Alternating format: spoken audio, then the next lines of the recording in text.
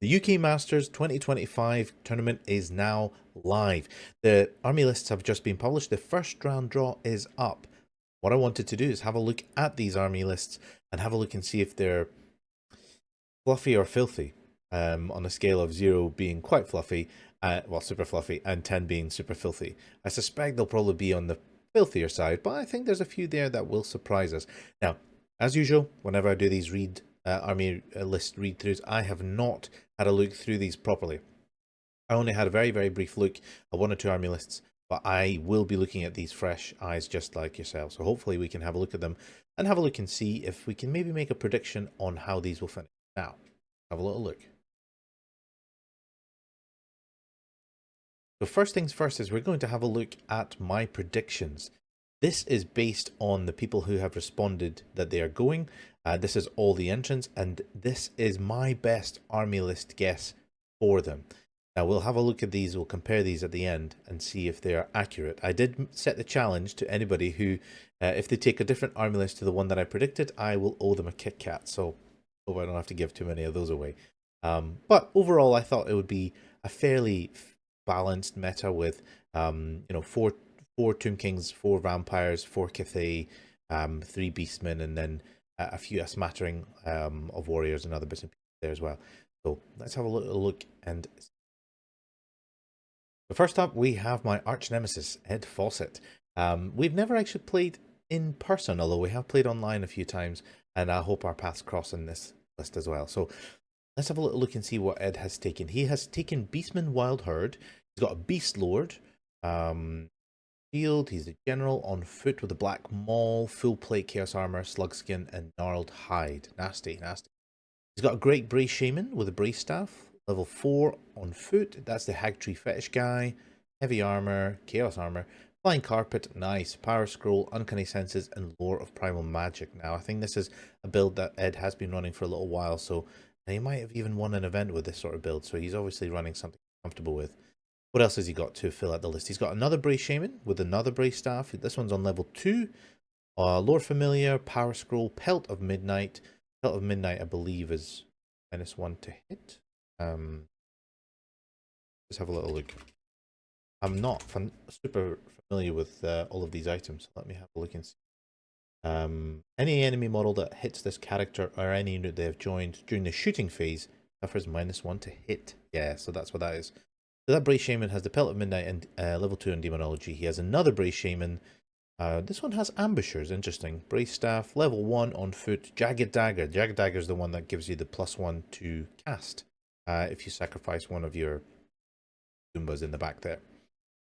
So what else has he got on there? He has the Lore of Primal Magic and another level 1 ambushing Ruby Ring of Ruin, Lore of Primal Magic. So 1, 2, 3, 4, 5. Is that 5 Viletide list? I think that is a 5 Viletide list. Let me just have a look and see why Primal Magic. I think some really cool spells there. Primordial Gloom. The Strangleroot. Strangleroot, I think, is the one that people really, really rave about. And the Shade and Woadspan as well. So Ed's got his own plans, I'm sure. What else have we got? We've got a Primal Warherd with the Champion with a great weapon, Standard Bear, Musician, 10 Gores with a weapon and shield, 10 Ungores with thrusting spears and shields. So that's a chunky little bunker. He has 38 Gore Herd, additional hand weapons, Champion, Scourge of the Burdened, I believe, is the bound item. Scourge of the Burdened. That gives you reserve move, is that right? Yeah, Call of the Wild spell, bound spell, level 2, and Call of the Wild is the one that gives you reserve move. It's not bad. It's cast on power level 2, so you need to roll a 6 plus to cast it, which is very good for a bound spell. So Champion has got that. The Standard Bearer has the Beast Banner. Banner does what? The Beast Banner does... a unit carrying the Beast Banner increases its maximum possible charge range by 3, and when it makes a charge, may apply a +D3 modifier to the result. Nice. So almost like basically Swift Stride, right? by 3 and D3 modifier. Okay, so a mini Swift Stride. Not bad. Okay, so no stomp banner in this, and no BSB either, which I'm actually surprised about. I thought that was the way that folk like to run these, but obviously not. Okay, what else has he got? He has a one Razor Gore, Pumbaa Gore as I like to call him, 16 Ungor Herd with Ambush, 10 Ungor Herd with Ambush, and a Herdstone, and 3 Dragon Ogres with great weapons. Okay, so a fairly compact list, if I'm honest. I kind of thought this. I was expecting a lot more drops, but he's going down the ambushing route to try and keep off the board and basically hope it doesn't die. Fun or fluffy? Or sorry, fluffy or filthy? I mean, it's 5 Vile Tide. It's not that fluffy, is it? It's up there. I would say it's like a 8.5 out of 10 on the filthy scale. Like it is nasty. You've got the Hacktree Fetish. Surprised there's no BSB.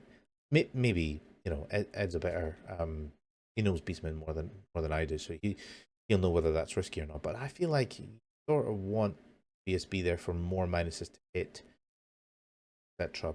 But yes, you have Slug Skin on the Beast Lord. Well, yeah, that is what it is. Alright. Good luck, Ed. Next one. Continuing the Beastman bandwagon, we have Nicolas Boucher. Nicky Buckets, as he colloquially.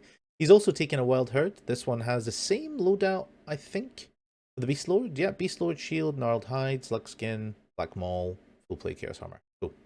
It makes sense, because I think that gives him a 2-up armor save. At least, yeah, I think it's 2. Full Plate is a 4. Gnarled Hide, I think, is +1, and then you have a shield. Yeah, so it's a 2-up with the Black Maul, which is just nasty. That's a ton of attacks. Strength 7, 82 or more. Alright, what else he got? He has a Bray Shaman, Wizard level 2, Demonology Jagged Dagger. That's the sacrifice to cast item. Another Bray Shaman level 2, Demonology Lore Familiar. He'll be probably picking the combat spells for that one. And a great Bray Shaman level 4, Elementalism, Hacktree Fetish, Chalice of the Dark Rain. Chalice of the Dark Rain is the item that stops shooting for war machines for a turn. Really nice. You don't need to roll for it. It's just automatically in if you activate it. So yeah, really, really good item. I suspect he'll be used every single game. This one, Nicky has taken a BSB. War Gore, Great Weapon, Heavy Armor, Pelt at Midnight for that -1 to hit and shooting. BSB, Vitriolic Totem. Vitriolic. This is really good. It's really good practice for me to actually know what any of these items do. So let's have a little look. Vitriolic Totem. There's a lot of totems.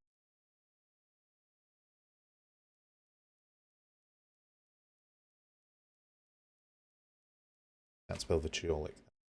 Vitriolic Totem, what does it do? A unit carrying the Vitriolic Totem gains poisoned attacks. Okay. And Pelt of the Dark Young.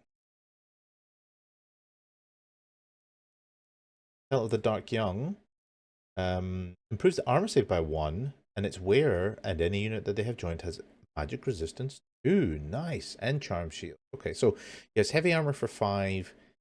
He has Pelt of the Dark Young improves it by 1 and a charm shield. So he's a 3-up and a 5-up one-time save. So he has a lot of items, but if you get anything into combat with him, yeah, he's not going to survive very long in there.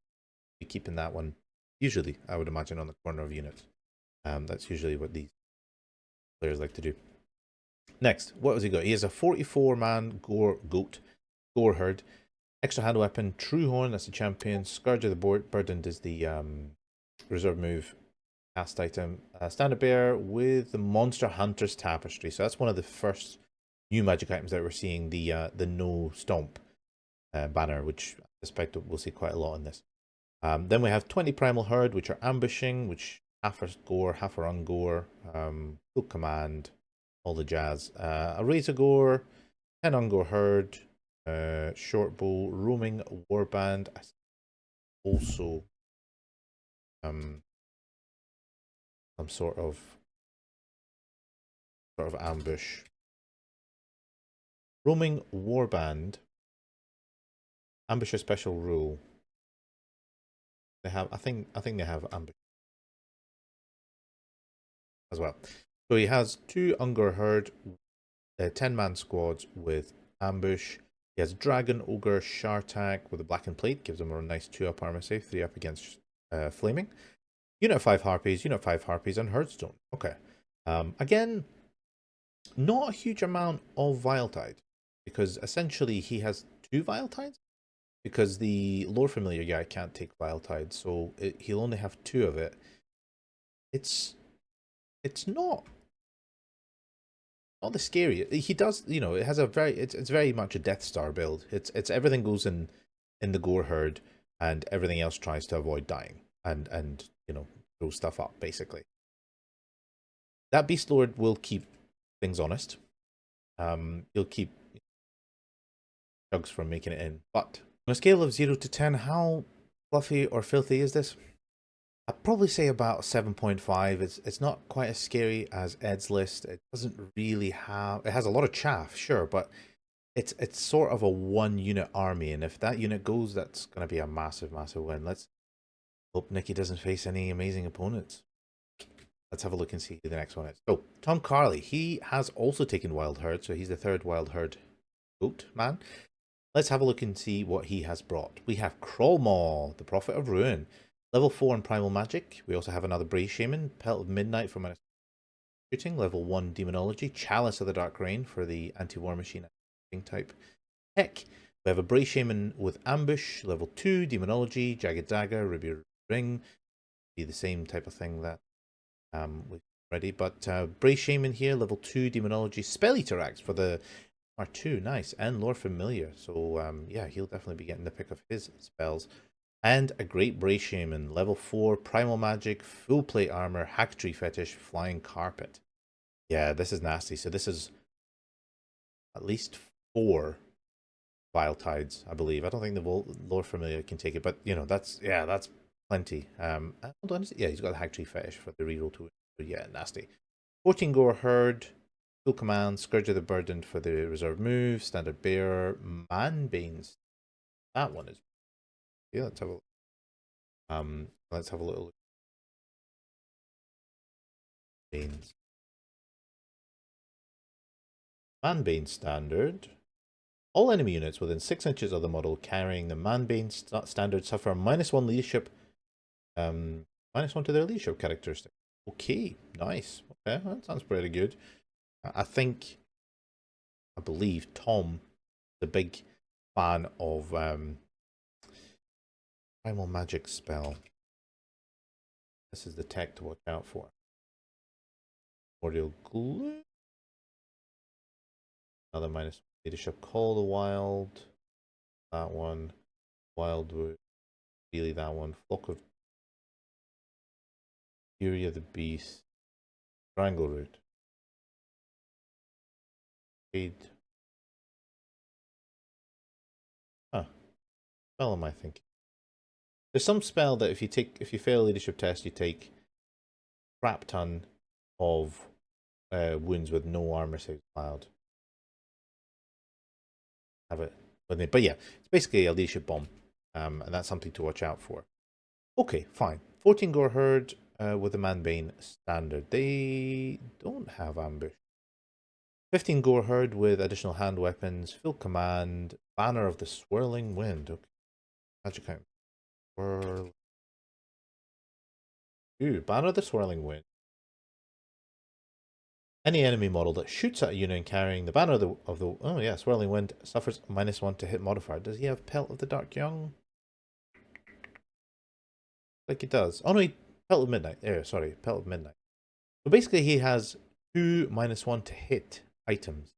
That is quite nasty. For something that can bunker down, that's going to make it really hard to hit with any sort of ballistic skill. I don't think there's a huge amount of ballistic. Well, I suppose a Nuln army would.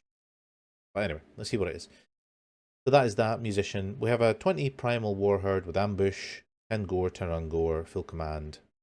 We have 10 Ungore Herd, ambush, 10 Ungore Herd, ambush, 11 Ungore Herd, ambush, 7 Harpies, 7 Harpies, 6 Harpies, and a Herdstone. So essentially, yeah, this is quite filthy. This is probably the filthiest Beastman list at the event. Yeah, it's quite nasty. I'd probably give this 9.5 on a filthy scale. It can be quite nasty because nothing here is worth any points. You try and catch it, it's like catching dust. Everything is worth less than 100 points apart from the characters, and they all fly around, zoom around, and try and steed of shadows all over the shop. Yeah, this is. But again, it's one miscast away from a lot of wounds lost, and once you start catching things, they will melt in combat because there's not really anything here that can do a huge amount of damage. No combat characters. Not really anything that if you have lots of mobility and you can catch it, a fold. So yeah, I would say probably about 9 out of 10 probably from the film. Good luck, Tom. And now we're moving into the Bretonians. So the first one we have here is Jack Allen. So Jack Allen has got a Duke, heavy armor, shield, general Pegasus, ogre blade, Syrian's locket, so he doesn't take multiple wounds, virtue of knightly temper, so he gets extra attacks and hatred on charge. He has a prophetess level 3 on the royal peg, lore familiar, arch lighting rod, which is one of the new items that stops you from flying for a turn. You pass a leadership test. She has a power scroll, and she's on battle magic, which is interesting. Now, this is an errantry list. Ooh, okay. Ooh. Paladin has heavy armor, shield, Crusader's Vow, battle standard bearer, Banner of the Lady's Grace. Now, I believe Banner of the Lady's Grace is you don't take leadership mod. So basically, that's an anti-VC dream type tech. And actually, I guess it'll work against the Beastmen list as well, which will be Barded Pegasus, Falconhorn. Ooh, Virtue of the Impetuous Knight. Wow, okay, so Virtue of the Impetuous Knight gives you an additional 3-inch to your charge. And gives you a D3 modifier. It is nasty. Impetuous, fine, but that's not a massive problem for this army. And the Falconhorn. So this is very much an anti-flying type list. There's 2 items here that stop you from flying. So yeah, Jack obviously doesn't want anyone on the board to be flying other than himself. What's he brought in the core? He has brought 6 knights errant, champion musician, 6 knights errant, champion musician. I'm guessing they're mandatory. 18 squires, 12 squires, 12 squires, 12 squires. 6 Pegasus knights. 6 Pegasus knights are carrying the Crusader's Vow and the standard bearer, the Totem of Wrath, which is the reroll 1's wound and extra AP as well. So basically everything goes in the Pegasus Knights, and anything that's not in the Pegasus Knights is worth bugger all points. I like how his core units are exactly 666. Number of the beast. Okay, interesting. So basically it's a Death Star build. Everything goes in the Pegasus Knights. Nothing else flies around it. Sort of pick your battles. You've got an Ogre Blade with all the nasty stuff. Yeah, I can see that being quite nasty. How filthy is it though? I mean, this is filthy. The filthiest. I don't know what I would have done for Brets. I think XLs have a bit more because they have a bit more range firepower. So I'll give this an 8 out of 10 for filthiness, if I'm right. Next, we have Jack Toll, Baby Jack. He has brought his exiles, as we thought he probably would do. Now, he has a Baron, obviously with the Exile's Vow on the Royal Peg, Frontier Axe, Gromhill Great Helm, Charm Shield, Virtue of Knightly Temper. So again, another nasty, choppy, multiple wound type attack. And he has a Charm Shield, which is quite nice because the Exiles obviously don't start with a wound. What else have he brought? He's brought a Paladin with the Exile Vow, BSB, Banner of the Lady's Grace for the anti-VC tech. 2 Obsidian Lodestones, which is interesting. Most people tend to take the axe, Bell Eater axe for the MR because it's slightly cheaper. But I guess he wanted the lance for the additional hits, which makes sense. Then he has an Outcast Wizard, level 3, Lore Familiar, Power Scroll, Dark Magic. Dark Magic basically means you're powering up for combat. You're going for the frenzy, and you're going for all those nasty combat type spells. So yeah, that's. And he has a Green Knight. So in the Masters comp, the Green Knight cannot charge in the first turn, i.e. the turn he appears, which is interesting. It's still a tech piece. I think the Green Knight's really good. But you do certainly get less mileage out of them than under normal conditions. In core, he's bought the mandatory Knights of the Realm. These ones are on foot, which is an interesting way to have it. Usually what happens with these is they sit sort of near your peasants and provide them with a nice leadership buff. Really, really good little tech piece. You have to take Knights of the Realm anyway, so taking them on foot is the cheapest way you can fill your mandatory requirements for exiles there. His core units are exactly 500 points as well, so that's quite nice. I like that. 7 mounted yeomen, cav spears, short bows, shields, champion. 6 mounted yeomen, no champion on that one. 6 mounted yeomen, short bows, and 12 peasants skirmish, 12 peasants skirmish, 12 peasants skirmish. Yeah, nice for capturing you. 12 is a perfect amount for capturing objectives. Like they're nice cheap drops as well, and you can capture objectives, and it's actually disproportionate amount of energy they have to expel to kill peasant bowmen. Trust me, I've been on the other side of that. Obviously the Pegasus Knight unit, which has the Banner of the Swirling Wind. Swirling Wind is the -1 to hit, right? So this must be a common magic. I'll be honest, I completely missed this one. It wasn't something that came on my radar. I'm not a massive fan of minus to hit shooting banners. I think everything that's good basically doesn't care about minuses to hit, because it's either like crazy ballistic skill, or it's Tomb King Go Shabti, or it's got some special rule, Dwarves stuff. Yeah, I'm not particularly fussed about that, but it's certainly a Death Star type build, and he has 2 Border Prince Bombards as well. So yeah, this is nice. This is I like 1, 2, 3, 4, 5, 6, 7 4 drops, 7, 8, 9, like 10 drops. So basically you'll not be getting the +1, and he doesn't really care, to be honest. I wonder how this is going to do against shooting armies, but you have the bombards as well, so I like it. I'm not a massive fan of that -1 to hit, but I guess that makes sense if you're going against lots of Cathay, other bits and pieces. But as far as Filth goes, I would give it an 8.5. It's scary. I would have liked to have seen maybe Virtue of the Impetuous Knight. I rate that quite a bit. Green Knight is good. He's a tech piece for sure. I just don't know if you're getting the value out of him in this, but maybe I'm wrong. Maybe I'm wrong. I do like the core though. The core is really, really nice. So, good on you, Jack. Right, next Bretonnian exiles is Luke Blacksill. Now he has named his unit, so I will read them out for you. It is the Worshipful Unreformed Brotherhood of Shadow and Bone. Bretonnian exiles, the full 2,000 points. So we have the Judge, Green Templeton. He is the Green Knight as usual. We have the Bursar, Baron Topplate. It is a Baron build, Royal Peg, Frontier Axe, Syrian's Locket, Gauntlet of the Jewel, Virtue of the Knightly Temper. We've seen this one build already, so fairly standard. The Principal, Bergamot Magdalene. It is another Baron, double Baron, Royal Peg, Paymaster's Coin, Lucky Heirloom, Virtue of Heroism. Ah, okay, so obviously going monster hunting on this one, and with the Lucky Heirloom, that gives you a reroll to one of your, I believe, to hit armor saves or ward saves per turn, which includes your opponent's turn as well. And you have the Paymaster's Coin, so you're rerolling those hits as well. That is a lot of rerolls, so really like that build for a Baron. Very nice. Femme Fatale, Mistress Marquirin, an Outcast Wizard, level 3, Lord Familiar, Elementalism. Nice, Elementalism is good. Yeah, really nice. You chuck out a bit of Plague of Rust, you chuck out a bit of EMP, zoom around. Yeah, provides you with a bit of Dispel as well. Very nice. In core, the Amalgamated Unionized College Servants is 35 Yeoman Guard. 35! Oh, that's junky. All the usual stuff that Yeoman Guard have. No magic banner on these guys. Fine.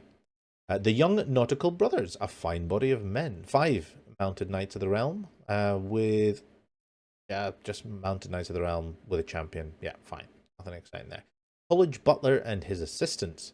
10 Peasant Bowmen. Skirmishers, Porters. 10 Peasant Bowmen. Skirmishers. buttery passage polishers. Nice, look, nice. Yet 10 more peasant bowmen, and to finish off the core, we have Cellar Masters skivvies, 10 peasant bowmen. Can you take 4? I guess you can. Yeah, all right, not bad. What's your core at? 552, so a little bit higher than normal, but yeah, not too bad. Now, what do we have here? In the special units, we have Keepers of the Sovereign Wealth Fund, 4 Pegasus Knights, who have Champion Standard-Bearer, no magic items. Okay. And then in the rare, we have Coup d'etat, a Border Prince Bombard, and Coup Bono. I am not sure if I'm pronouncing another Bombard. Okay, so comments. There's a couple things here that I like.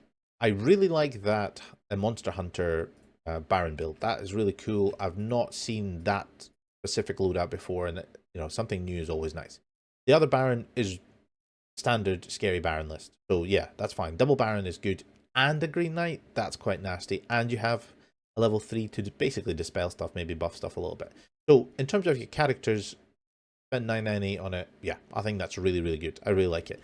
The rare, always good. Double Bombard, just, some of the best war machines in the game. Really, really good value for points.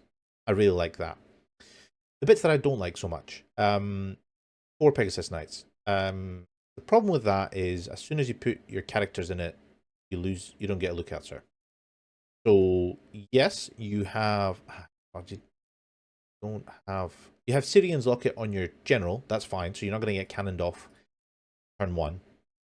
But your hero hunter guy, your monster hunter guy doesn't have a ward save at all. Yeah, no ward save there. And your wizard, fine, doesn't have anything. So I would have liked a no magic banner either. Like, feel like you maybe could have skimmed a little bit off the core and then put a magic banner in and make Pegasus Knight. I don't know what you could have done. But 4, whenever I see 4, I always think no lookout, sir. So you're gonna up some cannons there. In core, the Yeoman Guard are good. I would have liked to have seen a banner on that, maybe the no stomp banner. You could drop 5 Yeoman Guard for that, or however much it costs. The Mounted Knights of the Realm are fine, and the Peasants, I like that you have 4 units. I would have liked them to be 12s. I'm just you're one away, you're one dangerous terrain test away from basically not being able to contest objectives, and I think if you had that would be a little bit better. Personal opinion, however. Luke has played Bretonnians much longer than I have, so I bow to his wisdom, but I do wish him luck on that one. In terms of Filth or Fluff, I mean the Fluff, obviously, he scored points here for naming all his units, which I like. How filthy is it? I mean, it's good. It's good. It's still a really good list. I would probably give it an 8. 8 out of 10. I appreciate all of my scores are roughly in the same area, but this is the Masters. You're going to get, lots of very similar scores here. But I'm sure there'll be a few that will be upset. So yeah, I think 8 out of 10, leaning towards the filthy side. It's still a very nasty Exiles list, but there's a few there's a few elements I could have maybe liked to have seen him. Good luck, Luke. Okay, so now we are moving into the Cathay section of the Masters, and the first one up that we have is Adam Harper. Adam has taken Miao Ying. Nice. He's on high magic, which is interesting. I did consider high magic when I had a look at Cathay. Probably, to be honest, I think he'll be taking drain magic, because I think drain magic is really, really good in a meta which is like full of lots and lots of wizards, those wild herd guys, the VC.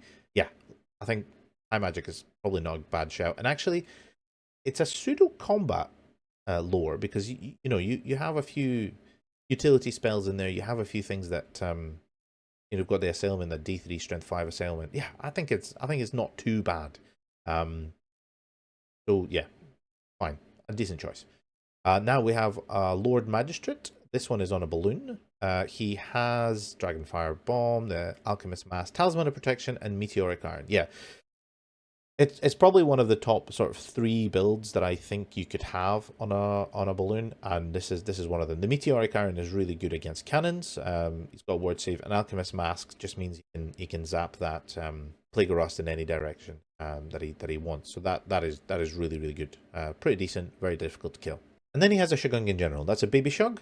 It's level 1 on battle magic with Scrolls of Wagein, which gives him an additional spell, Sword of Might, for the magical attack. So this is going Banshee hunting, basically. You're probably rolling 2 dice on battle magic, hoping to get Fireball, and probably defaulting to Hammer Hand for the other one. So that gives you a nice little, yeah, it's good in there to take challenges and 4 units. 16 Jade Warriors with full command. You've got Charm Shield and Burning Blade on the champion, Icon of Heavenly Fury, which is the Fly banner, and you got a Musician. Fine. 15 Jade Warriors, no magic items, full command. 6 Jade Lancers with Ambushers. The champion's got the Ring of Jet and the Charm Shield, and you have a Musician. Okay, fine. Cool. Yeah, 502 points on core. Not too bad. And then special, that is triple cannon with Ogre Loaders. Yep. Quite nasty, as you can see. Okay, interesting. Meow Ying, Balloon, Mini Shug, double Jade Warriors, Lancers, triple cannon. Yeah, that's quite nasty. The triple cannon's obviously going to... One's got gunpowder bombs as well. I didn't even notice that. The triple cannon's going to be nasty against other mirror matches as well, and anybody who's got big beasties or anything like that. So that's going to be interesting. He has the Ring of Jet and the Charm Shield. Yeah, no Fly banner. Yeah, I think as far as lists go, this is a nasty one. We're looking at probably 9 out of 10 on a filth scale. I would have liked to have seen that being a Lord Shug. Oh no, but you can't do that. Yeah, 9 out of 10, I think. I'm personally not a massive fan of the Jade Warriors, double Jade Warriors. I think that could have been a little bit better, but that's just a personal choice. So wish him luck. Okay, so now we get on to the real filth. Chris Cousins, you have got Jade Fleet, Make Benefit Glorious Nation of Cathay. And what have you brought here? So you have a Shogungan Lord with level 3 Lore of Yin, the General. He has the Meteoric Hammer, nice, and the Lore Familiar and Illusion. So basically you're going for the Doppelganger on this guy. And with the Meteor Hammer, that's one of the new items. That's the one that does wins you on a 3 and has about AP3, I think it has. Yeah, Meteor Hammer is AP3, 2 hands, always wins on a 3. Yeah, very nasty, especially when you can doppelganger it. Then he has the Monkey King, level 2, Lord of Yang, Monkey King's Wisdom with the Vermilion Quills and Illusion. So there's a potential for a double doppelganger build here if he rolls well with a level 2. Okay, fine, it's on a level 2. You know, the Shugs have a +1 to cast when they're within 6 inches of another Shug, and he has plenty of those, so there's a good chance he'll be casting up, basically. With the Vermilion Quills, oh yeah, that's going to be nasty. That'll make anybody pause. Yeah, very nice. I really like this double Shug list. Very good. Shogungan, not the Army General, level 1, Lore of Yang, Mawshard, Battle Magic. Yeah, fantastic. The Mawshard, I think, is probably one of the key items in the Cathay book. I think it's the new puppet, to be 100% honest. And if you can fit it into the list, yeah, very handy, especially at one that you know is going to be magic heavy. Like, yeah, very good. I like it. Not the Army General, Shug number 2, just has a Cathayan Lance and the Battle Magic level 1. Yeah, so cheap and cheerful. Got it. So I think he's maxed out on his characters at 1,000 points. Yep, perfect. Well done so far. Now, core units. You have 14 Jade Warriors with full command and no fly banner. 17 Jade Warriors with the Jade banner and full command. So Jade banner is +2 combat res. So it's a really solid bit of combat res there. 5 Jade Lancers with ambushing, stubborn, musician, full command. Sorry, it doesn't have a banner. Jade Lancer Officer with the Alchemist Mask, which is the Plague of Rust found item 3. Will probably get changed to be. Yeah, very nice. That core stonks. Yeah. And then double cannon with ogre loaders. And just to finish it off, we have a berry griff. Like a demi griff, bear. And I think Chris actually has a bear mounted demi guy on it, which is why he named it the way he is. Twice blessed armor. That is really good. That is hammer hand bound level 2, I believe, and improves your armor as well. And a charm shield. So yeah, it's nice and cheap and cheerful. Packs a lot of punch. Really, really nasty 360 line of sight charging character. So this is good. This is probably one of the best Cathay builds that you can do under this comp system. I would rate this a 9.5 out of 10. It is nasty. The double Shug Lord with all the doppelgangers in the world can be really good. You've got the Moss Shard, fantastic. You've got Alchemist Mask, fantastic. There's not really a lot of room for improvement. I think this is like 97 to 98% efficient. Really, really good. Really, really fantastic. I think he's going to do really well with it. I wish him luck. But it's not the best Cathay build out there, because the best Cathay build is this guy here, which is me. So what have I brought? I have also got a Jade Warriors, Jade Fleet list, and I've put some names on it. So let's see if you can spot the theme. Called Straight Out of Cathay. We have the Wang of Mass Destruction. That's a Lord Magistrate General on a lantern. All the bombs. Jade Armor Base Shy, which gives him magic resistance 2, and the Maw Shard, which I think is great. It's really good to be able to get that Maw Shard right up there and build. The Wu Yang Clan, it's a Shug General with the Celestial Blade, level 1 Battle Magic, and the Alchemist Mask for the Plague of Rust. Shug Shady, another baby Shug, Celestial Blade, level 1 Battle Magic. And then Fidi Yan, Shug Lord, level 3 Lord of Yin with Illusion, and the Monkey King's Wisdom, and the Scroll of Wei Jin. So essentially you have 4 spells on Illusion. Really hoping for that doppelganger, but again, not guaranteed. Couldn't really fit any more points in it. I think I'm about 998, maybe even close to 1,000 actually. Okay, so moving into core, we have J Spearsy, 6 Jade Lancers with Ambush, Drilled, Jade Officer with Ruby Ring and Musician.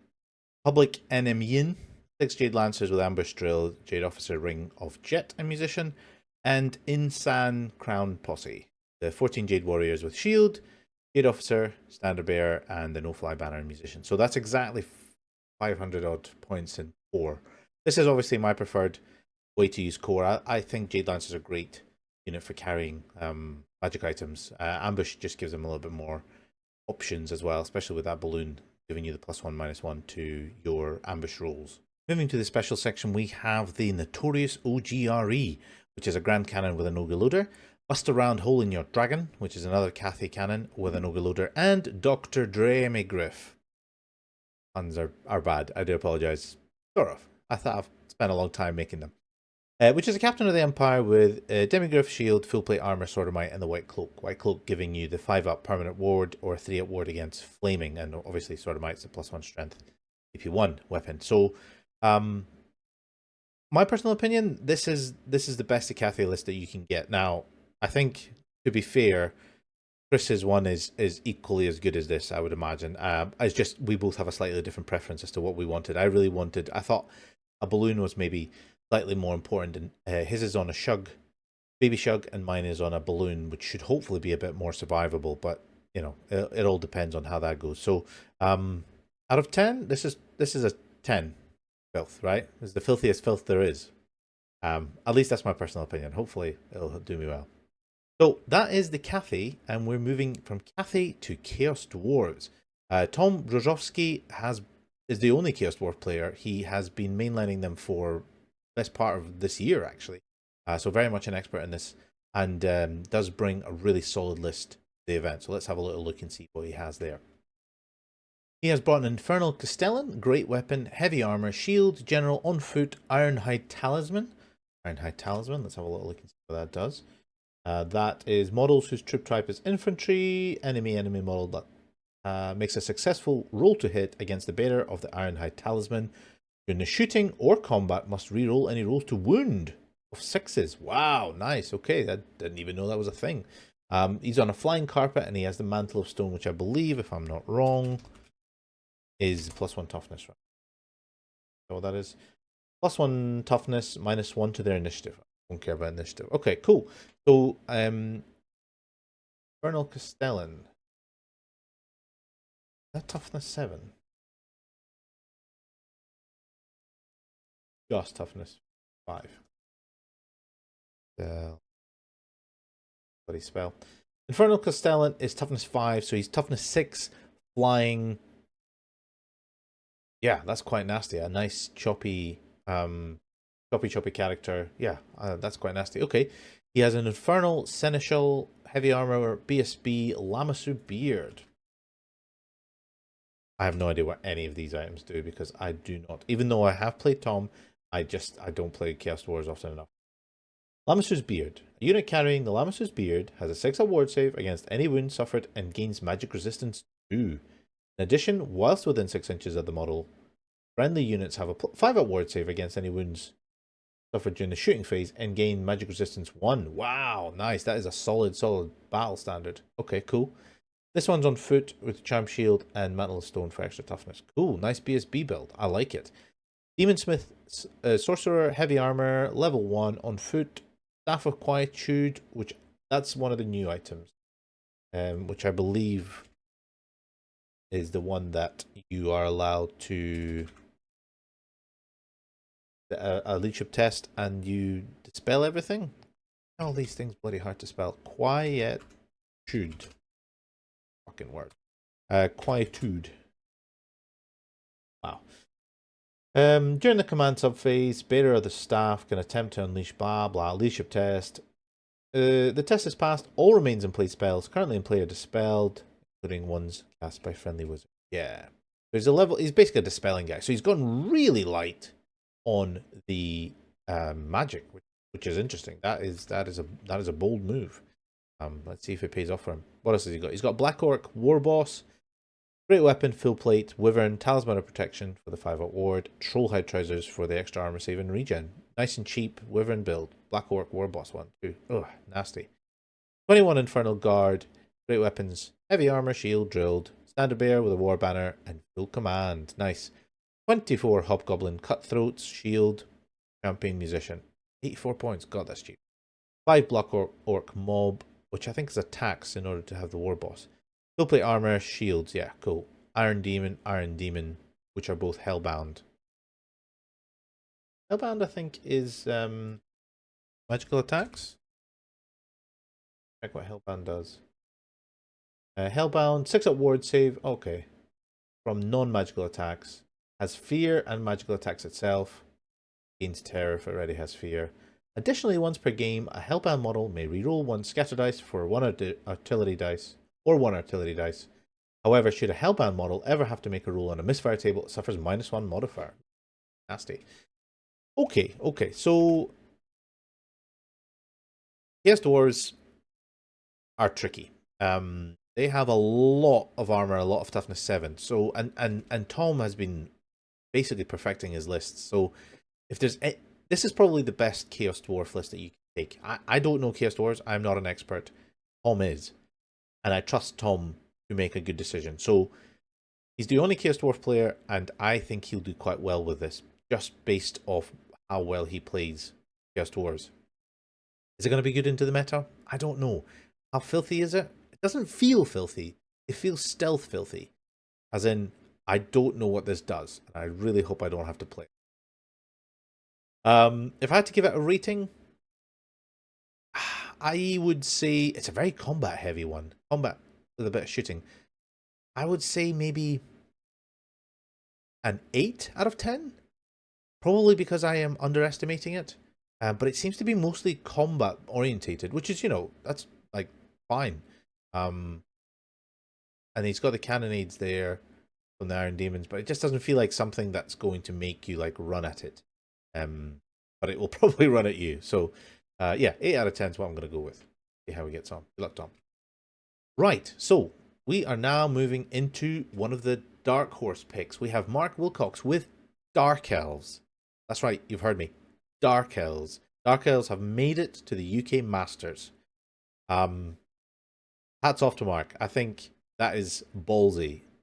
Mark has got the biggest set of kahunas going. This lad is such a gen. All right, let's see what he's got. Got the Dark Elf Dreadlord, full plate on a black dragon, dragon slaying sword. Wow, dragon slaying sword. Okay, so that's the monster slayer attacks and talisman of protection. Okay, nice. I like it. Dark Elf Master, full plate armor, sea dragon cloak, BSB, razor banner, life taker. Taker does. Life taker is a strength 3, AP 1, range 24. Armor Bane, magical attacks, multiple shots, D3 plus 1, and poison attacks. Just a really nice bolt, any bolt thrower type weapon. Not like bolt thrower, but you know. Yeah, cool. I like it.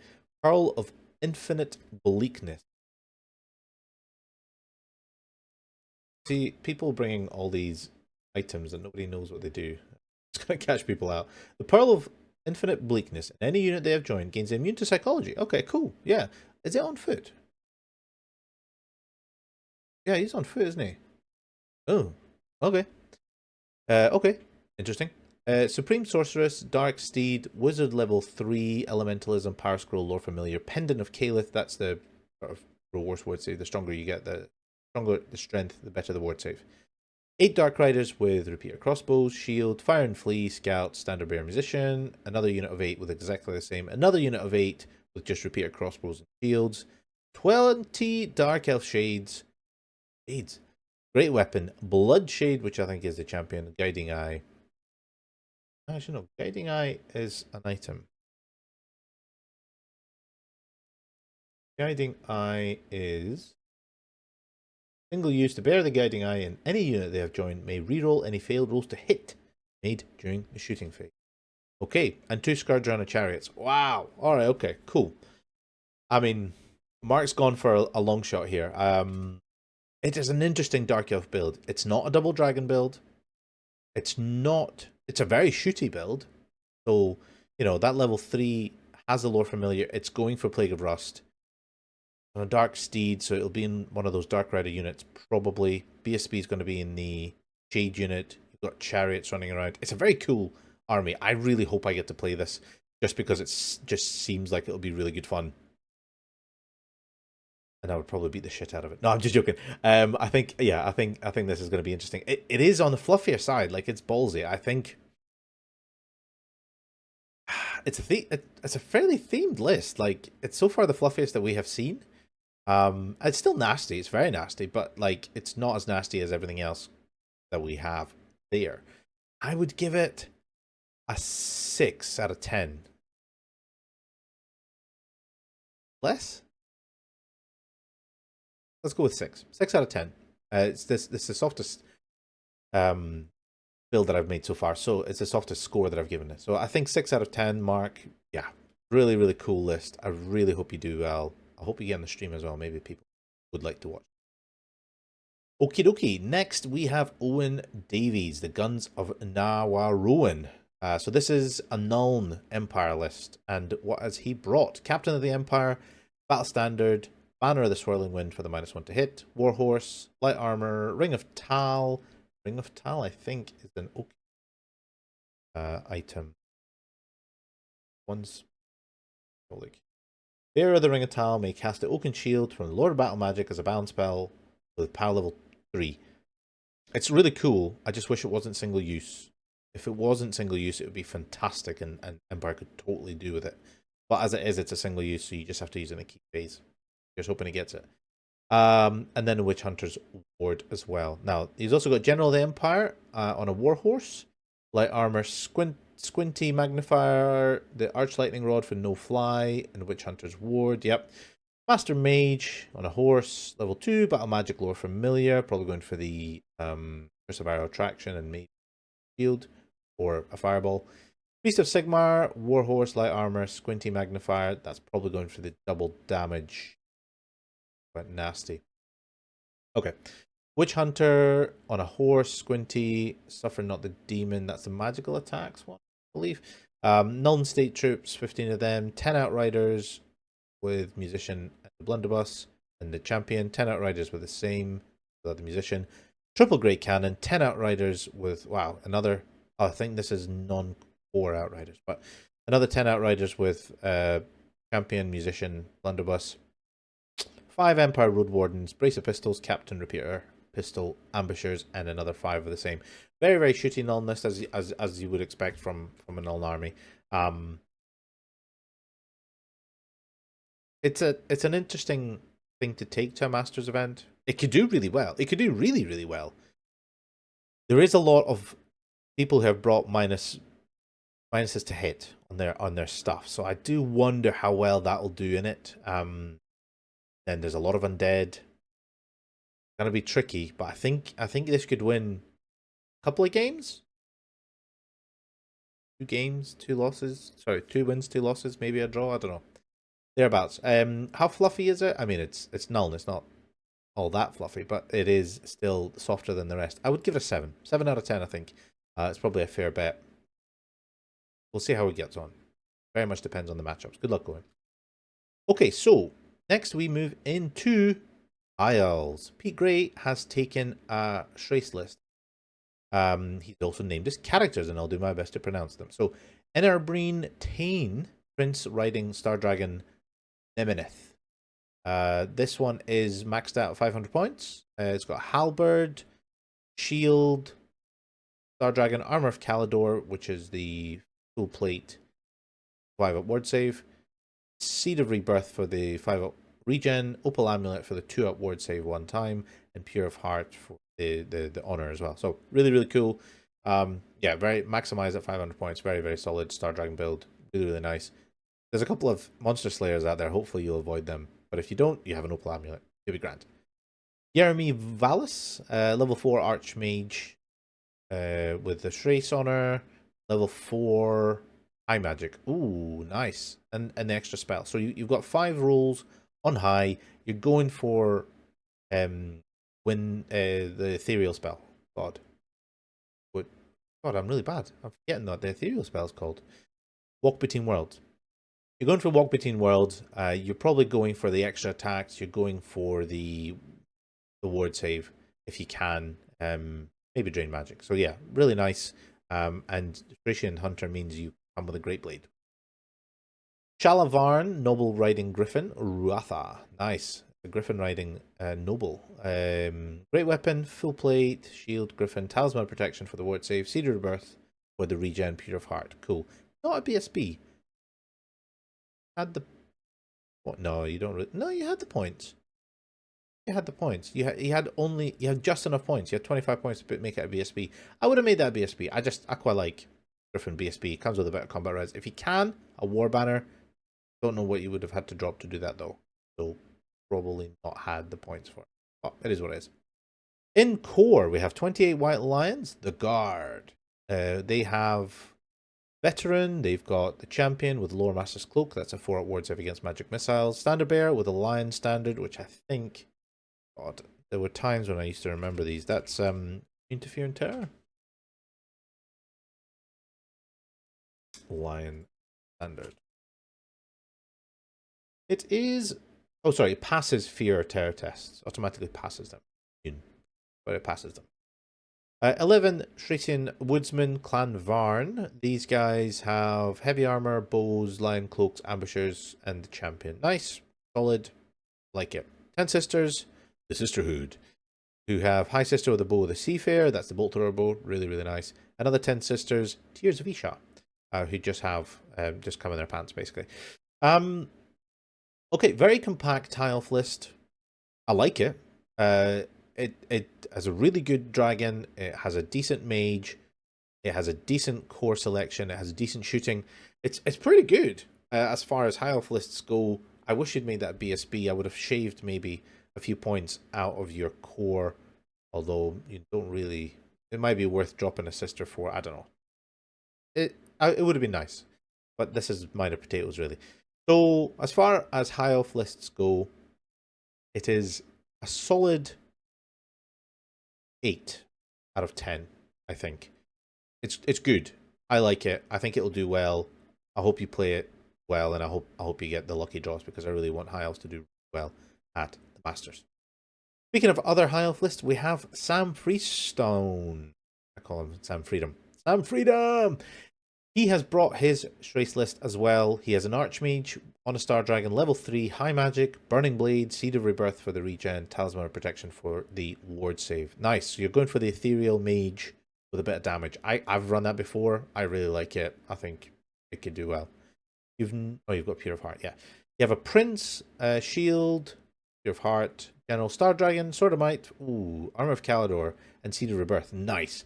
So this is my favorite Star Dragon build because I like the magical attacks and a little bit of extra strength. So Sword of Might is good. Armor of Calidor for the ward save, and Seed of Rebirth for the regen. The only thing it falls down on is it doesn't have as solid protection against the monster slayers and cannons. You still have a forever ward save, and you can stay away from those things. I actually think that's fine. So that is my favorite Prince build. I really like that Archmage build. Double Dragon, really solid. In core, 14 Thracian Woodsman, Warbow, Heavy Armor, Lion Cloak, Champion, Musician, basically times that again, and then times that again. So 3 units of 14, all with captains, 1 with Musician, 1 with Ambushers. Cool. 8 sisters with the bolt thrower bow, and 7 sisters with the ruby ring and ambushing. I've never used ambushing on sisters, or if I have, I didn't get very much value out of them. The ruby ring is good. I like it. This is a really good build. Double dragon, triple woodsman sisters, very efficient, super cool. Yeah, I'd give that like a 9 out of 10, actually. Like, I genuinely think this will do quite well. I think they can top 5. Sam is such a good player, he can always finish strong. So I predict Sam will probably get into the 5th place with this list. Maybe better. Here's hoping. Okay, moving on to the weird and kooky stuff. Jack Ward has brought Skaven to the Masters. So we have got Skaven attending the Masters. I don't know what the chances of that were before this event, but they were pretty slim. And what has he brought? He's got a Grey Seer with level 3 Lore Familiar Battle Magic. Nice. Another Grey Seer level 4 Tome of Spellcraft, which I think is the reroll to cast. Tome of Spellcraft. Once per turn, the bearer of the Tome of Spellcraft may reroll a casting roll. That's right. Warpstone tokens and demonology. Nice. Okay, excellent. What else have you got? Skaven Chieftain, BSB, Monster Hunter's Tapestry for the No Stomp banner. Skaven Brew. Now, Skaven Brew. Standard item that you get with Skaven. Is that an item? It is an item. Skaven Warlords, Chieftains only. During the command subphase, they're not engaged. The character may attempt to distribute Skaven Brew to a unit they've joined, making a leadership test. If the test is passed until your next start of turn subphase, this character and any units they've joined gains the Frenzy special rule. Awesome. Awesome. Awesome. Frenzy. Great. I love it already. Okay. Death Globe. Used to be absolutely nasty in 8th edition, my Star Dragons, but I think they're different now. Death Globe, 9-inch range, magical attacks, move and shoot, single use. Must target a specific model within a target unit. Champion or character make a roll to hit as normal. If successful, enter the small 3-inch blast template over the target. Any model whose base lies underneath the template must take an initiative test. If the test has failed, they lose a single wound. Yeah, so it's a toned down version of what it used to be in 8th edition, but still very, very nasty. Very, very cool. Very nice little tech piece. Yeah, very, very much like that. We have another Skaven Chieftain with the Weeping Blade. Is this the one that kills you? I hope not. As in, it kills the Skaven wielder. Combat strength, -2 AP, multiple wounds, D3, poison attacks. Cool. Just a nice little, cool little magic item. Yeah, I really like that. Master Assassin. Double Death Globe. Nice. Another Master Assassin with Headsman's Axe for the MR2. Nice. 33 Storm Vermin. Champion. Cautious Shield. What the hell is that? I mean, I'm guessing it's nothing phenomenal, but I am curious. Cautious Shield is a shield. May choose to wield with 2 hands when their combat is chosen. Okay. If they do, improves their armor save by 3. But their attacks is reduced to 0. So it's a really defensive. Really defensive. Basically, sitting hiding behind the shield. Cool. Standard Bearer, Banner of Verminous Scurrying, which I think is what the Cathay stole. So the MR. Oh no, actually, a unit carrying the banner of Verminous Scurrying gains Swift Stride. Swift Stride Storm Vermin. Very cool. Okay, I like it. Very expensive unit though. 438. Ooh. Nasty. Although to be fair, heavy armor shields, that's a 3 up in combat. That's pretty good. Maybe not on that toughness 3, but still pretty good. 20 clan rats, standard bearer, weapons team, rattling gun. Nice. Another unit 20 clan rats who do the same. 5 gut runners with an assassin with the death globe. God, he's really going for his death globes. Another 5 gut runners with assassin and death globes. Ambushing. Okay. What does Skaven do? I don't know. It's a a decent solid amount of bodies, actually. I really quite like it. It can contest objectives. It's a Death Star unit. Like, everything goes in that Storm Vermin unit, pretty much, other than maybe the odd assassin here and there. Clan Rats, Storm Vermin. You've got Gut Runners that just come on and annoy stuff. This is really cool.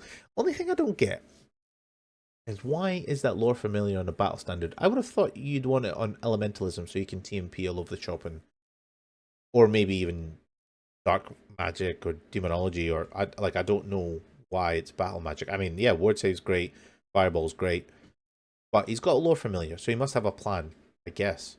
I guess we'll find out. Jack's a decent player, apparently. I'm sure he'll do well with this, but it is Skaven. He is very much taking an under par. Is it the worst army in the game? No, probably not. But it's one of the bottom 3, I would say. But this looks solid. There's a lot of really cool items in here, and I think he must have a plan. I have to assume that he has a plan. So, how fluffy is this? It's pretty fluffy. It's pretty fluffy. Is it fluffier than Dark Elves? Yes, probably, because the Dark Elves have a dragon. This does not. This has shooting, magic, some cool items, but I think it could just fall down against the wrong army. So I'm going to give it a 5 out of 10. I'm going to make it the fluffiest army that we have seen so far, and maybe have seen at all in the UK Masters. Good luck, Jack. I'm expecting this to be a drinking weekend for you. Cool. Who have we got next? Okay.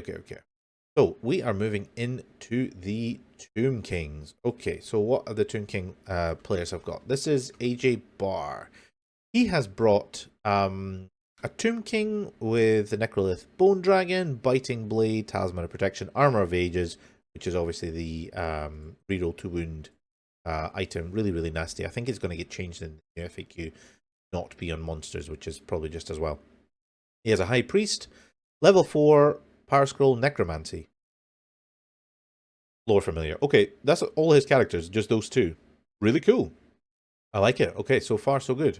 Next, 25 Skeleton Warriors, the Phalanx, Master of Arms, Champion, Standard Bearer, Musician. No magic items. Cool. 25 Skellies, no magic items, full command. Cool. 13 Skelly Skirmishers, ambushing. 13 Skelly Skirmishers, ambush. No, second unit, not ambushing. Both have warbows. 5 Skelly Archers, warbows. Okay. Special units, he has a unit of 3 Bushapti and a unit of 4 Bushapti. Okay, cool. I like it. Casket of Souls, Necrosphinx. Okay, interesting. So basically, level 4 Necromancy with Casket of Souls, you're hoping to terror bomb stuff. You're hoping to do lots of damage that way. 1 Necrosphinx, 1 Dragon is all your monsters. I don't know. It's not the scariest version of the Tomb Kings that I've seen. So I don't know how well it'll do. How much would I give it? I would probably give it 6 out of 10. 6 out of 10 on the Filth to Fluff scale. Good luck, AJ. Moving on to our next Tomb King build, we have Matt Passfield. He has brought another Tomb King build, which has the Necrolith Bone Dragon, Armor of Ages, Talisman of Protection, almost exactly the same as AJ there. He has another Tomb King on a Bone Dragon, so double Bone Dragon, a Warding Splint, and a Meteor Hammer. Ooh, this is the first time I've seen these being fielded in Tomb Kings. Very, very nice. Mortuary Priest level 1 on foot, Amulet of the Serpent to give everybody poison in his unit, Burning Blade for the magical attacks, and Elementalism. Nice, okay.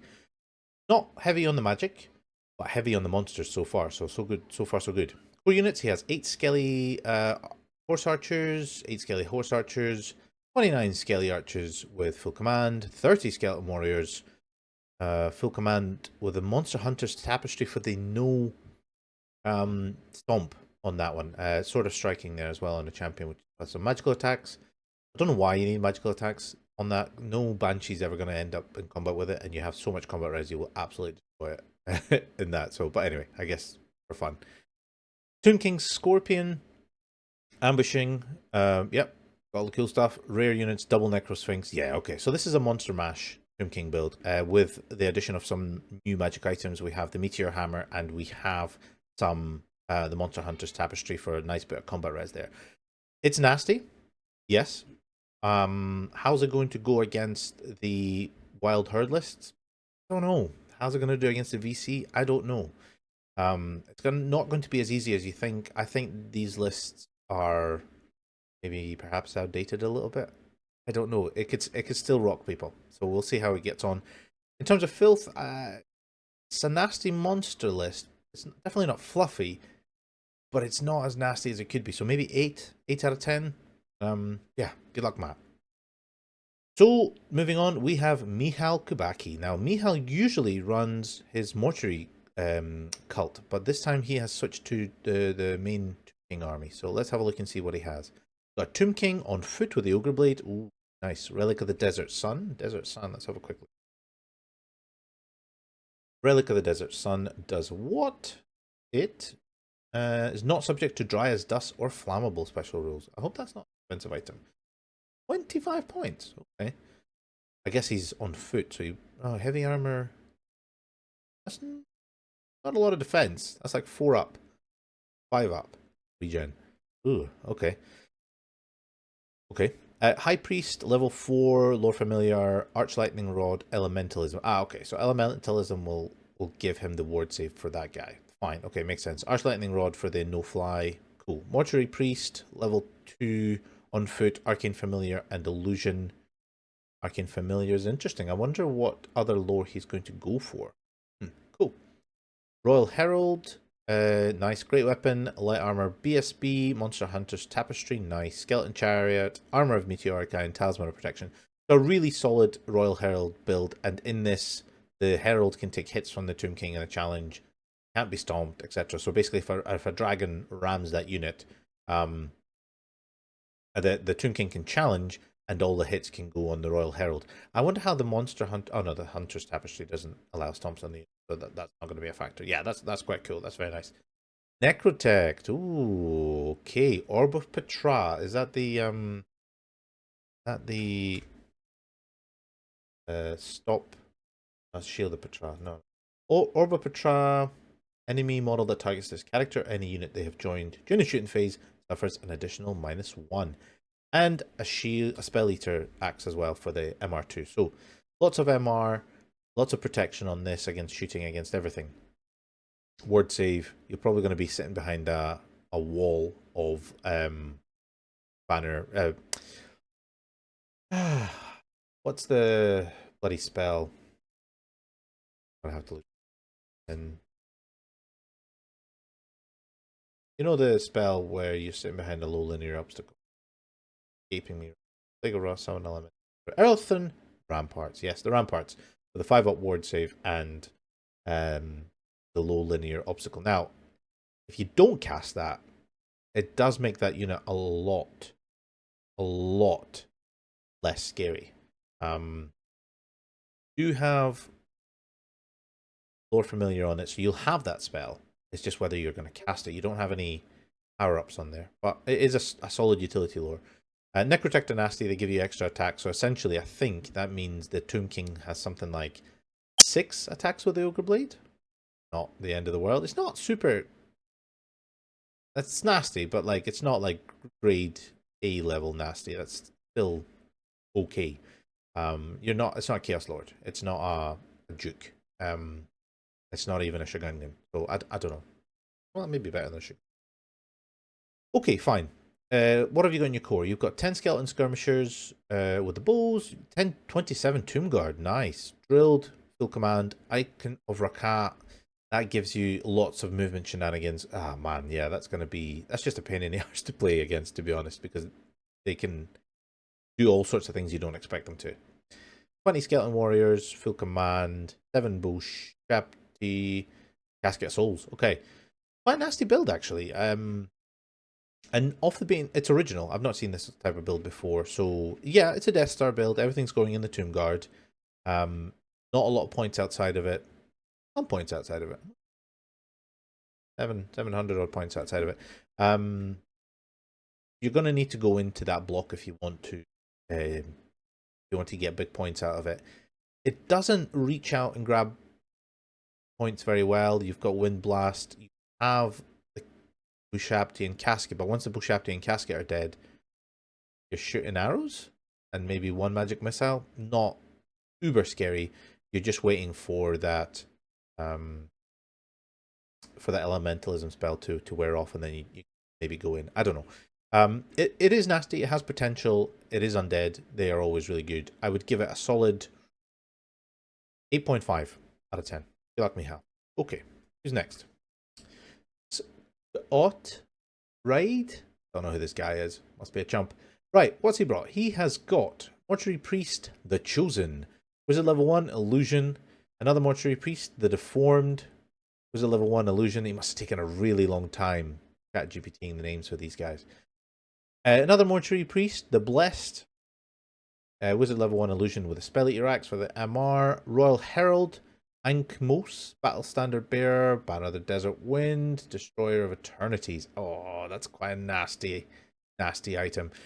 Destroyer of Eternities is like there's a big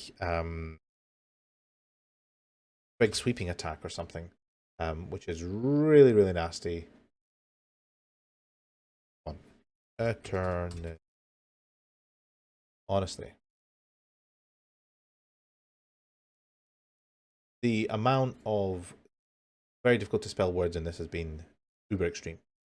Destroyer of Eternities, 75 point magic weapon, plus 2 strength, AP minus 2. It has killing blow, already nasty. Magical attacks, 2 hands, strikes last. However, rather than attacking normally, the wielder of the Destroyer of Eternities may choose to make a special scything attack. If they do, any enemy unit they are directing their attacks against suffer d6 automatic hits. That's amazing. Each resolved using the profile. So it's d6 hits. That's phenomenal. That's better than like 6 attacks because it's d6 automatic hits. There's no chance to miss. Doesn't care about your illusion spells. Doesn't care about hitting on 6s or whatever. It's all automatic hits. Very, very nice. Actually, it doesn't even care about Nurgle. Nice. All right. Destroyer of Eternities is really good. Royal Herald, Tankuman, Skelly Chariot.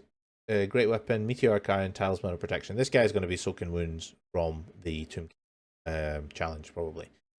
Speaking of which, we have another Royal Herald. Jesus. Rashapt Sut, Shield, Great Weapon, Warding Splint. This is basically just a cheap guy to throw away and challenge stuff. Fine. Tomb King Skotemotep. Did you self-name a Tomb King? Oh, Scott. Language of the Priest, which means he's the Hierophant, I think. Great weapon, Bedazzling Helm to hit, and Charm Shield. Is he the general? He's not. Who is the general? Scott, have you actually named who the general is? I guess it has to be the Tomb King, right? Not put down that he's the general, but I guess he has to be the general. 1, 2, 3, 4, 5, 6. It's the 7th person on your list as your general. Oh, Scott. Honestly, formatting issues. We should probably dock you points for this. Alright, you got Tomb Princess Nefertiti with a great weapon. Cool, fine. So you've got 1, 2, 3, 4, 5, 6, 7, 8. 8 characters. This is not a fluffy list. You have a Skeleton Chariot, a single lone Skeleton Chariot called Dave, and 69 Skeleton Infantry Cohort, the King's Fangs. Archers with some non-archery type dudes at the front. Amulet. Have you got 2 amulets? No, that was the previous one. Okay. Amulet of the Serpent for the poison, and Sacred Eye. Sacred Eye. Is that -1 to hit? Another one of these -1 to hit. Make another Sacred Eye. Oh, +1 weapon skill. Oh, of course. Nice and fun and fluff. So massive blob of basically 70 odd skeleton. Yeah, pretty much 70 odd skellies with +1 weapon skill, which is where all the characters go, and they've all got poison. Nice. You have 72 skellies, clean shields. Monster Hunter's Tapestry, or maybe that's where all the characters go. I guess it's flexible depending on the matchup. Full command. 10 Skelly Skirmishers with Ambushers, 10 Skelly Skirmishers with Ambushers. Okay, basically double Death Star build. If you think one Death Star is bad, here's a list that has two. That's a horrendous list.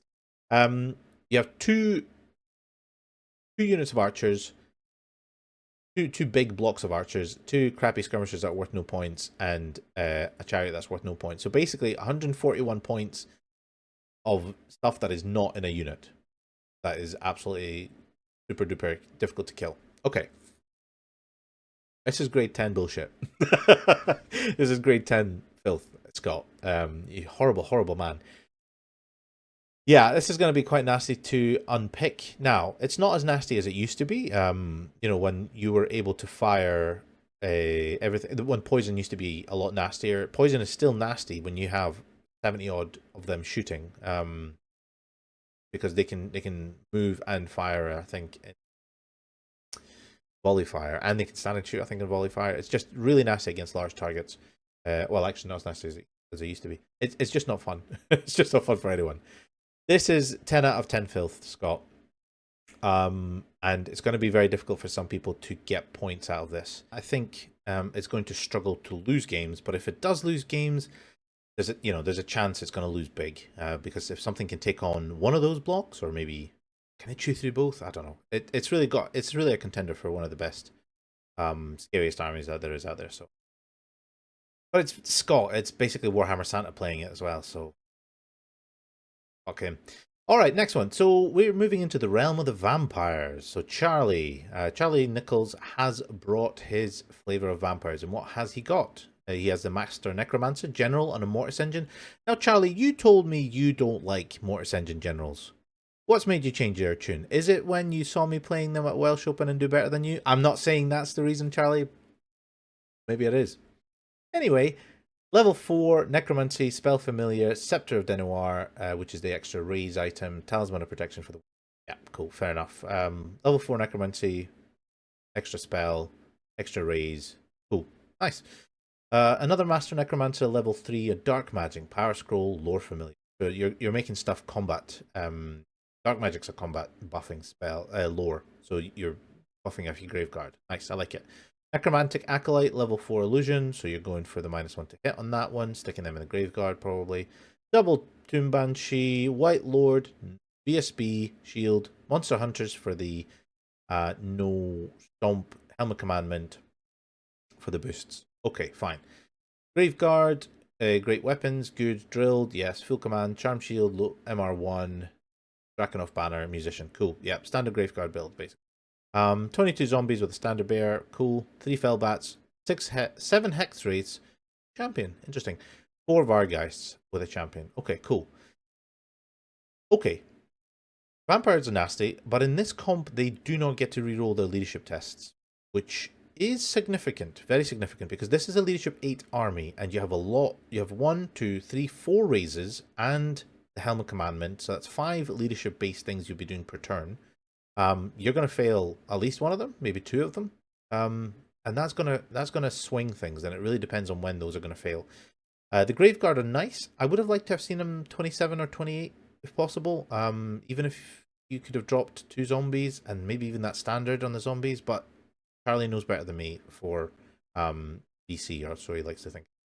No, Charlie definitely knows better than me at vampires. So you'll have a plan for that. The Fellbats are amazing. I do like the Fellbats.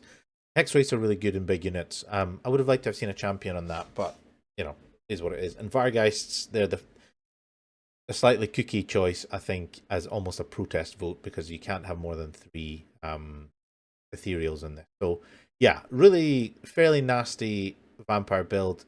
They're sort of limited by how much better this can be. So it's probably a nice solid 9 out of 10. Good luck, Charlie. Here you go. Okie dokie. This next one is Keith Wilkinson.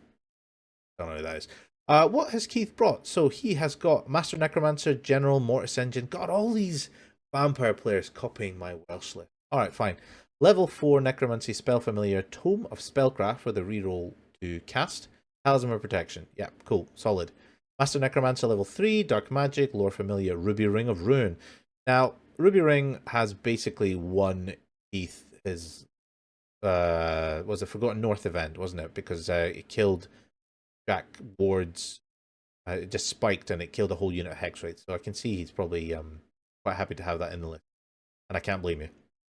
Who else have you brought? You brought Necromantic Acolyte, level 1. Illusion, yeah, fine. Double Banshee, White Lord, Helm of Commandment, not a BSB this time. Totally makes sense. I probably I wouldn't bother with a BSB either. Charm Shield, just a nice defensive build. Cool. 24 Graveguard, Great Weapons Drilled, Full Command, Drakenhof Banner, no MR in that one. Interesting. Double Zombies with a standard, 3 Fellbats, 6 Blood Knights. Ooh, nice. Drilled, Full Plate, 6 Hex Wraiths with a champion. Yeah, so that's my preferred Hex Wraith loadout, personally. 6 Blood Knights is nice. That's a solid, like, Blood Knights are just a really nice choppy unit. You have Dark Magic with Lore Familiar. You can give them extra attacks. You have 1, 2, 3 raises, which is nice. Again, I think the lack of leadership reroll will make a difference to how well this sort of list performs. The Graveguard are nice. I would have liked to have seen them higher. I would have liked to have seen MR on them as well. But it's not a massive issue because you have, you've got your level 4, etc. So yeah, solid. Is it nastier than Charlie's list?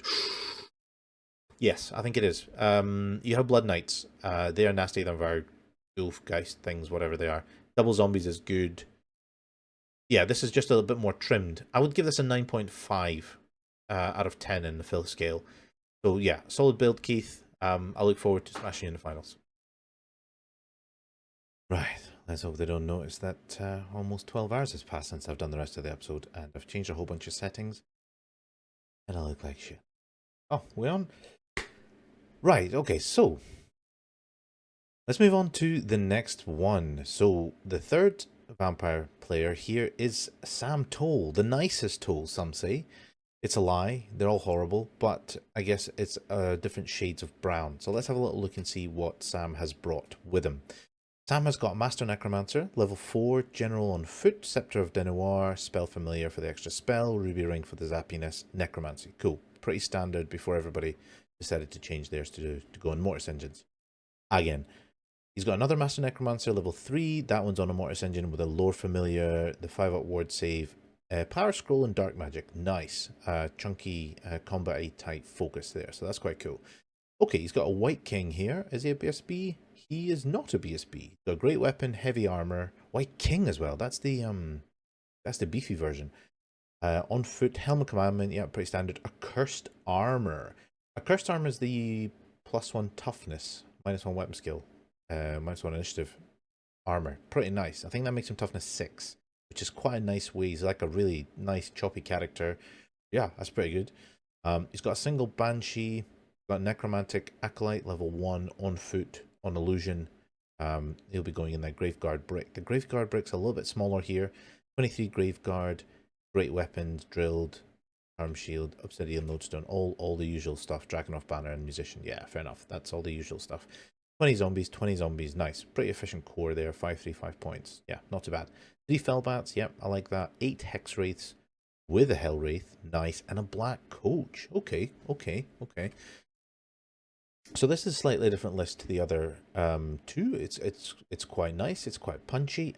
I like the Hex Wraiths having a champion and having 8 of them. That's really good. The Black Coach is a really cool utility piece. I hope that's efficient in this build. I hope he gets use out of that.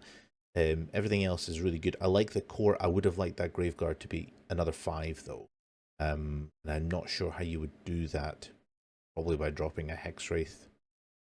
To be honest, probably by not taking a Black Coach, but you're so limited what you can take. He's already almost maxed out on characters, so actually he probably wouldn't be able to fit a second Banshee unless he dropped that White King to a BSB, or sorry, to a White Lord, or something like that. But overall, how filthy is this list? How filthy is a vampire list? I mean, they're all pretty filthy. This is nasty. I'll give it a 9 out of 10. Yeah, really pretty filthy. Don't fall for the nicest tool trick. I've done it once. That was enough for me. All right, let's move on. So we're heading into the Warriors of Chaos section of the army lists. Now, Mark Muslick, he's a list innovator. I hope he's brought something interesting with him, and it kind of looks like he might have. So he has an exalted champion with a great weapon, Mark of Undivided, general on a Chaos Dragon, cool. Double favors, a brazen collar for MR2, talisman of the Carrion Crow, which gives him poison on his great weapon, really nice pick, and regen 5. Very, very solid. Another exalted champion, another great weapon, Undivided, Chaos Dragon, single favor, MR2, Hound of Everlasting Conquest, which is a 5-up ward. So he's got 2 4-up, 5-up, 5-up, 9-wound Chaos Dragons with great weapons. Ouch. Yeah, nasty. Okay, next he's got 6 Chaos Knights, Lance, Mark of Corn, champion, MR2, Standard Bearer, nice. Got another unit identical to that, 6 Chaos Knights. He then has Marauder Horsemen. These ones are with Flail, Skirmishers, the Cult of the Carrion Crow. This is one, and the Unnatural Fortitude. So these guys, as I believe, are naturally toughness 4, and for one whole turn from start of turn to his start of turn again, they will be toughness 5 if they pass the leadership test. So I guess that's the turn they charge in. Fantastic. Really, really good. He has 3 units of those, and one of those has an ambush upgrade as well, which is really quite cool. They're not skirmishers, but they are ambushing. Interesting. And then to finish that, he has 7 chosen Chaos Knights, Lance, Full Plate, Drilled, Mark of Corn, Champion, MR2, and Standard Bearer. Ooh, okay. I mean, I was expecting something interesting from Mark, and this is certainly that. Double Dragon. There's no subtlety in this list. Three blocks of Knights, 3 blocks of Marauders. Everything's running at you. Everything has got MR2. Everything that you want to zap has MR2. Wow, that's really nasty. Obviously, he has no magic, so that's a weakness. But if it's all running at you and it all wants to be in combat, I think this is one of these lists that it either wins big or it loses big. It will be interesting to see if Mark comes up against Scott with his mega blocks of Tomb Kings. Yeah, I would be interested to see how that would go. I suspect Mark would probably just chuck everything into one unit and then hope it explodes, and then do the same to the other unit, which has potential. But then if it doesn't, you've lost massively. So yeah, this is an interesting list. It's certainly themed. It's very corn themed. It's not soft. It is very solid. It's quite scary. It's themed, fluffy. I would say, Mark, I'm gonna give you a 5. I'm gonna give you a 5 for that on the fluffy scale. Like you're definitely in the theme direction. You've got weaknesses in this list, but you've also got great strengths, and I'm sure you'll use them to your advantage. So yeah, good luck. And last but not least is Steve Hen Toal. Steve Hen Toal. All right. Papa Toll's really, really innovative and new Chaos Army. I write. Dangerous Dave. It's a Chaos Lord with a flail, with a shield. Marcus Zinch, General, Chaos Dragon, Favor of the Gods. Yep, never seen that before. Will the Wizard, Sorcerer Lord, Marcus Zinch, Chaos Dragon, Wizard level 3, Demonology, and double favors. On a toughness 6 Chaos Dragon. Don't let him get away with that, folks. The ABC boys, 4 Chaos Knights, Lance, Mark of Corn, Champion, another unit of 4 Chaos Knights, the Charge Lads, and God's Driving Company, another unit of 4 Chaos Knights, Mark of Corn. So 3 triple Mark of Corn list Chaos Knights. Then there's 2 units of Marauder Horse, Sneaky Lads, and the other Sneaky Lads. Both have Cavalry Spear, Ambush, Skirmish, Toughness 4, Champion, and the Champion has a Burning Blade. Oh, interesting. Didn't go for the Toughness 5 on these guys. And then Warpfire Dragon. So triple Dragon, triple Chaos Knights, Mark of Corn, double Marauders. Absolutely zero subtlety in this. So while you can see the Warrior Chaos players have gone for they've gone for drinking armies. They've not gone for very innovatively thinking armies. It'll be interesting to see how this does against a list that doesn't like stomps or negate stomps, one of those anti-stomp banners, because I just don't know if it has enough punch. But I would certainly like to see one of these lists run up against these other lists within Nose Tomp, and I really hope, I really hope that one of these lists gets a chance to run up against Scott's double block, double Death Star. In terms of fluffiness, Steve, I mean, it's a theme, sure. It's the same theme I've seen you run 100 times before. But you've taken it to the Masters. You've done the same thing all year, and you've taken it to the pinnacle of the tournament calendar. So I like it. I'll give you a 6, mainly because you have Mark of Zinch in your guys. It's not quite as good as Mark's All Corn or Undivided goal there. And how does that fare with the initial predictions that I made when we knew the full list of people who was going? Well, to be honest, it's pretty much bang on.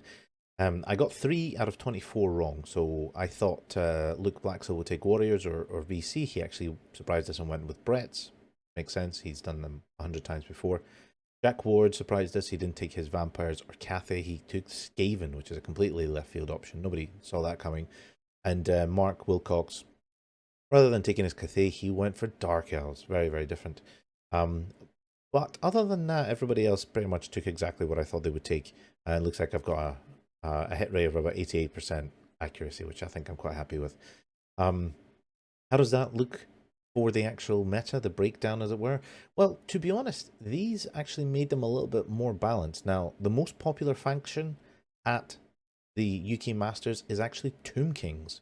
Tomb Kings with 4 representations. We have Vampires with 3, we have Cathay with 3, Bretts with 3, Beastmen with 3. That, to me, it speaks like a fairly balanced meta. We have a couple of 2s there. We have Warriors and High Elves with 2s, and then we have a smattering of single individual factions, mostly the legacy ones, Dark Elves, Skaven, Chaos Dwarves, and then a single Empire player there as well. So overall, humans and elves dominate with 10 factions, undead with 7, and all flavors of chaos, including Skaven in there, with 7 as well. So that, to me, despite people thinking that it's a fairly, that things are quite unbalanced at the moment, there's a lot of issues with the current meta, I actually think that speaks of a fairly balanced meta. At a highly competitive level, you've got 1, 2, 3, 4, 5, 6, 7, 8, 9, 10, 11. You've got 11 different factions out of 24. That's really pretty darn good. And to be honest, I think any of these players can contend for the win. So I think it will massively depend on the pairings. And because this is a 20-0 system, you don't have to win all your games. You just have to win big in the games that you do win, and then maybe lose small or not take too many point losses in the games that you do lose, or don't win quite as big. So let's have a look and see at the first round pairings. So in the first round, we have the pairings as follows. So Charlie with his VC is playing Adam with his Cathay. Now, I believe these guys have actually played before, maybe at the Welsh Open, and I don't remember what the end result was. Maybe Adam won. I don't remember. That's going to be quite an interesting game to see. Adam's triple Cathay cannons against Charlie's Mortis Engine General, who'll probably be hiding the whole game, I suspect. Who do I think will probably win? It's hard to say. I think it's going to be a very, very close game, and maybe the Cathay will win. Minor win, like 11-9, like really, really minor, I think. But it could go either way. Sam, with his Thracian list, is playing Keith with his VC. Now, again, these guys have played before, and I think Keith won something like 13-7 or something. Again, I'm thinking of these like Welsh Open results. Maybe I'm mistaken here, but yeah, I didn't think it was a massive result there. So again, I suspect these are 2 very good players, and I think Keith will probably win this with his VC. But again, I can't, unless Sam does something really bad, I can't see Keith getting more than about 13 points out of him. Sam's a really good player there, so I suspect he'll do well. Next matchup, we have Mark Wilcox with his Dark Elves against Michal and his Monster Mash. Tomb King's not actually, hold on, Michal's not got the Monster Mash ones, does he?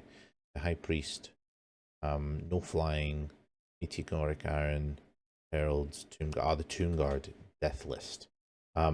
Yeah, I think unfortunately Tomb Kings probably will win that because no amount of shooting is really going to do much to that.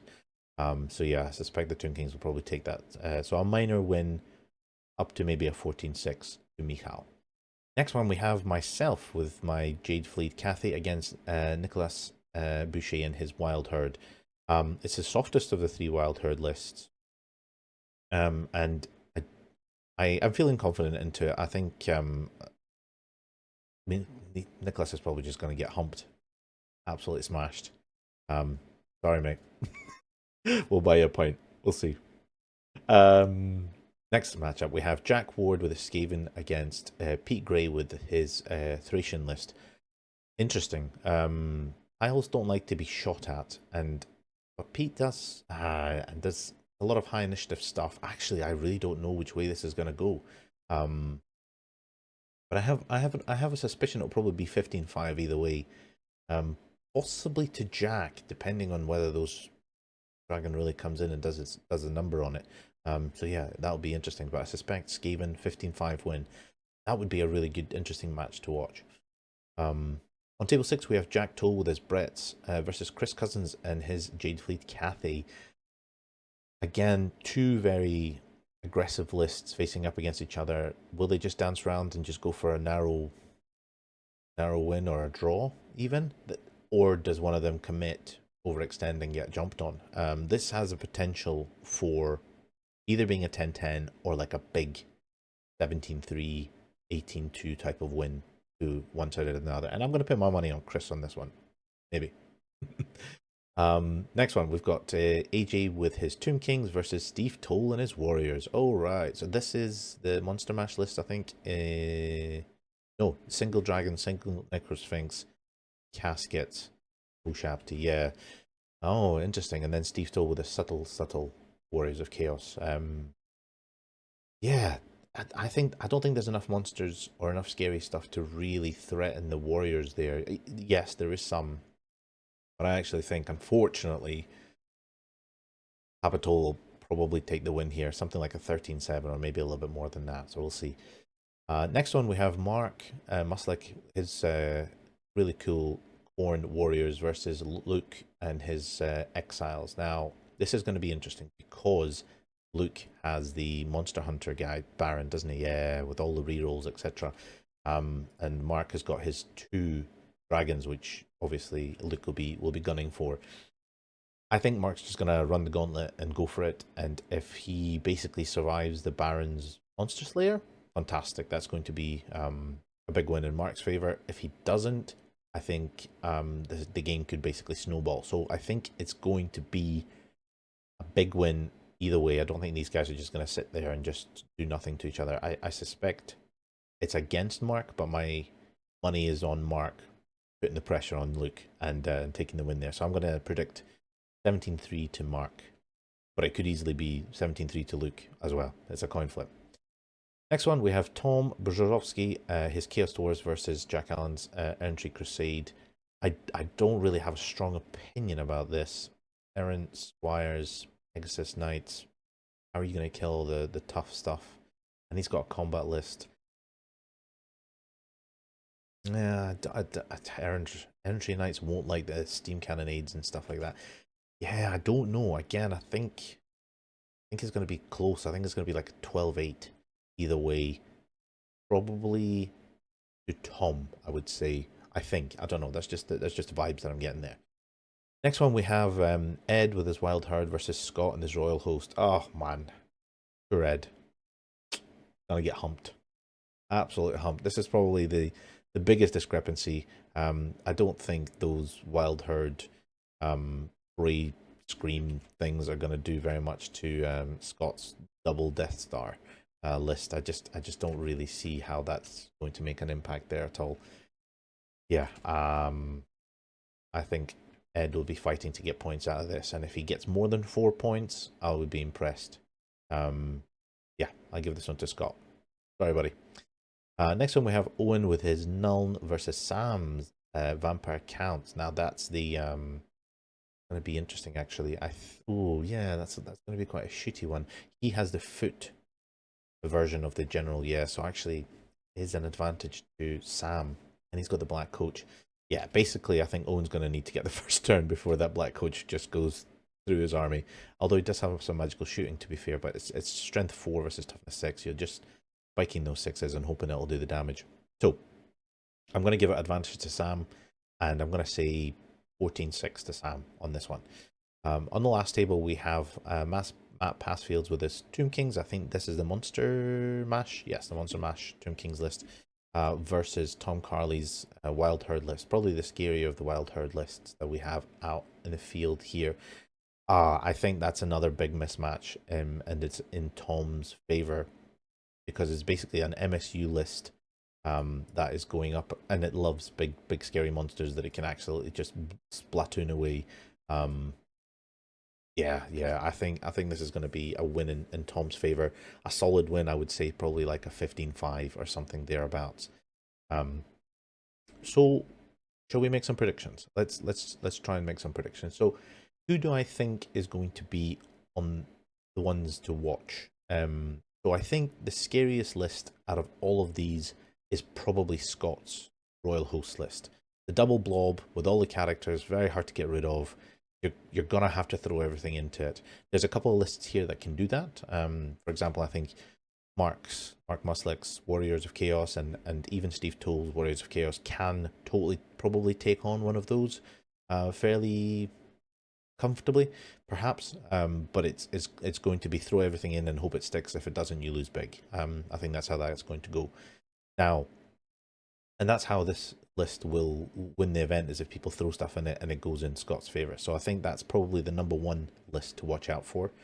Number 2, I actually think that Tom Carley's list is quite something to watch out for. Nothing here is worth many points. Yeah, okay, it'll bleed some points, you know, and it is a Wild Herd list, which is one miscast away from disaster.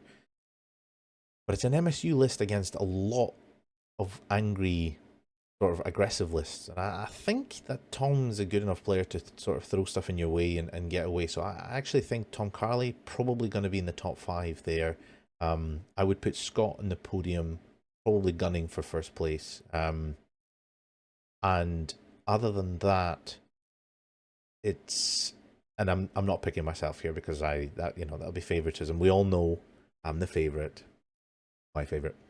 But I think the other player that has a really good shot is actually Chris Cousins. I genuinely love that army list. The double Lord Shug, really nasty. The 2 General Shugs, double cannon, and the Demigriff. Yeah, just a really nice list. And I think it's got all the utility pieces that it needs.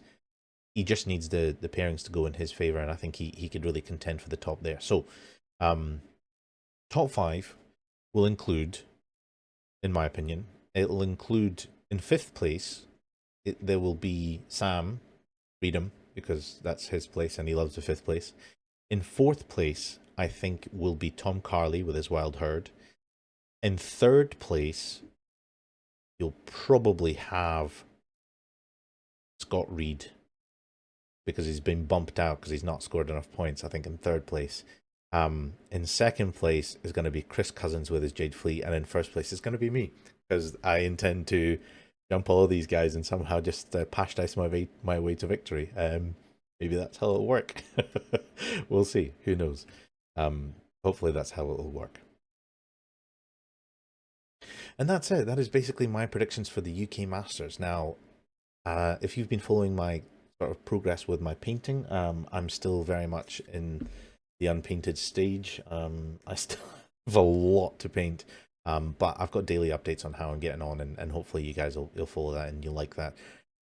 But if you think this content was worth a watch, I'd really appreciate if you smash that like button, if you throw a comment in, or if you subscribe if you don't already. And if you really want to support me further, there is the option to become a channel member or a Patreon.